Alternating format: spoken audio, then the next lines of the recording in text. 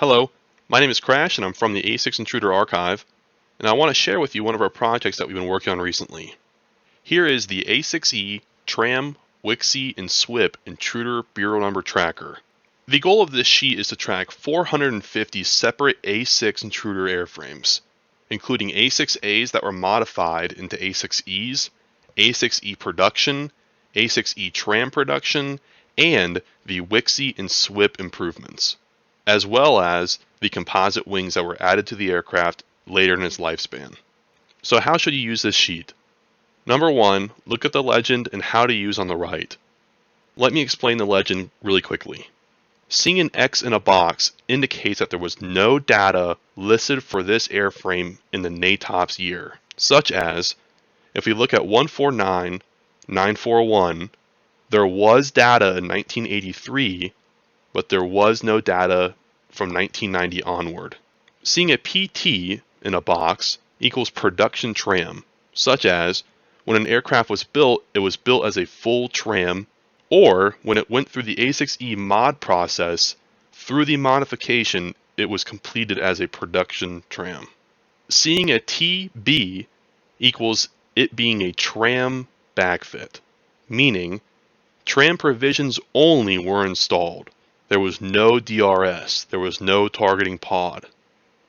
Seeing a TR equals a TRAM retrofit, meaning the aircraft was given full TRAM provisions and the DRS when it went through the modification program.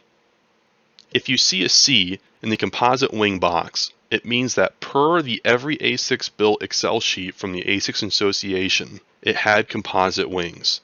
However, please understand that this is not per year and is meant to be looked at in totality. It means that at some point, that aircraft was given composite wings. If you see a star, it means that composite wings were on the aircraft as built. This really only applies to later A-6E SWIP productions. So how should you use this? Step 1, find your bureau number that you're trying to research, or sort via the filters in each column for whichever category you are looking for.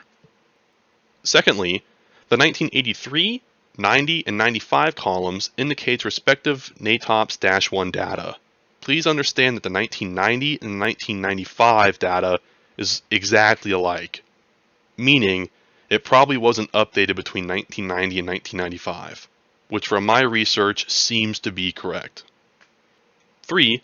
The WCSI and SWIP columns indicates aircraft which had either the WCSI or the SWIP upgrade, and through the years you can see the changes or how aircraft did not change, even if they were WCSI and did go to SWIP, or if they stayed WCSI the entire time, or if they had never even got both.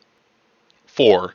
The composite wings columns indicate which aircraft had composite wings, and as described earlier can either be a C, a Charlie, or a star. 5. The SWIP other column indicates other sources of SWIP confirmation for each BuNo, typically either by association data or by pictorial evidence, and sometimes by SMEs. And 6. The last data column, the WCSI and SWIP total, indicates retirement totals of WCSIs and SWIPs, the total end-of-life production. As an example of using this sheet, let's say that we've identified one A6 intruder that we want to research, and perhaps that BuNo is 149949. We can come over to the left-hand column and use a drop-down menu to sort alphabetically. And we can see that 149949 was the 117th A6A to A6E modification, and in 1983 it was slated to become a TRAM retrofit at a later date. In 1990, or really between the years of 83 and 90, it would become the 152nd TRAM retrofit and also gain SWIP. The aircraft would never get composite wings according to our data. Thank you for watching the video. I hope my explanations helped you understand what the sheet is all about. And if you're a researcher either looking through per airplane or squadron wide through the years, I hope it helps you understand how airplanes went through these modifications and additions to the aircraft. And it's quite impressive of what the Navy and Grumman was able to do, saving so many A6As and A6Es through the lifespan of the aircraft.